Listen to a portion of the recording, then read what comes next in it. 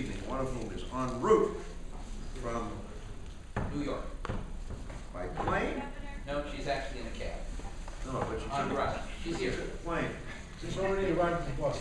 Oh, yeah. She's landed. Her plane's landed. Oh my God, I mean, she's never heard of the Acela, what is she taking?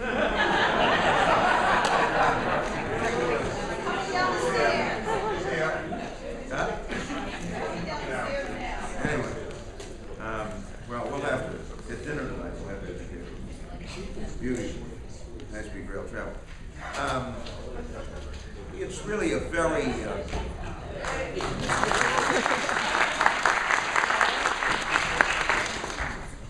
next time take a turn.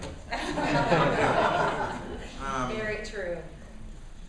It's a special pleasure to kick this off by introducing Graham and then Barry to introduce Juliet. But I owe this man a huge debt of gratitude. Because at a time when I was really hurting as a result of my defeat at the hands of Ed King in 1978, and really didn't know exactly what I wanted to do, except I knew I didn't want to continue to practice law. I started making the rounds of some of the colleges and universities in the area, and Graham was the dean of the county school. First dean of the county school, right?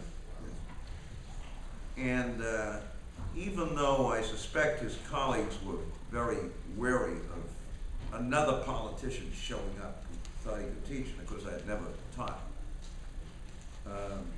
he took a chance on me, for which I will be forever grateful. And he did something else that was very wise. He said, look, I don't want you to do any teaching for the first couple of months.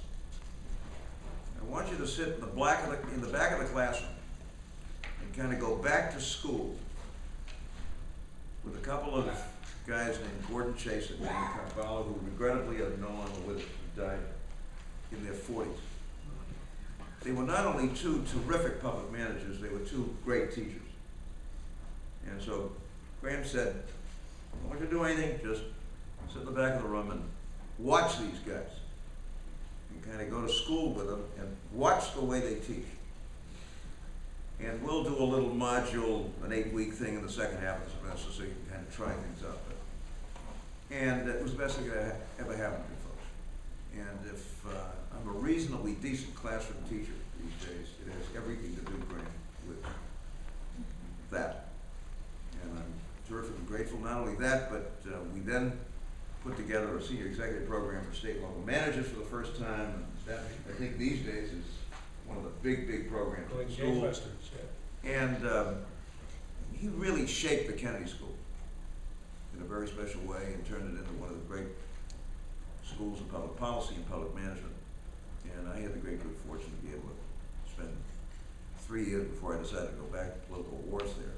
And then when I finished up my gubernatorial career, I knew what I wanted to do. I wanted to teach, and I came over here and I never regretted it. So I am in this man's debt.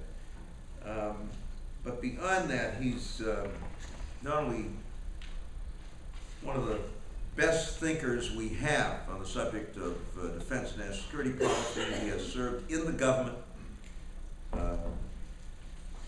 under the Reagan as well as the Clinton administration. He's written widely. I was fortunate enough to be able to convince him to be part of my campaign. My only regret is that I didn't end up in a position where I could have brought him into a Dukakis administration. But he's a very special guy, and I think one of the most perceptive thinkers on this subject. And in saying this, maybe I speak for all of you, but I find myself personally increasingly confused about American national security policy. We seem to have a world over here and a policy over here. And the policy doesn't seem to fit the world, at least I'm perceiving these days. Which is not, has its issues. I mean, we face certain threats. But I'm not sure they have a hell of a lot to do with 3 new supercarriers at a total cost of $42 billion. What are they doing? I don't think Al-Qaeda is scared by 3 new supercarriers, do you? In fact, I don't think it's terribly relevant to them and what they're doing. And somebody said not too long ago, we're trying to be the world's policeman.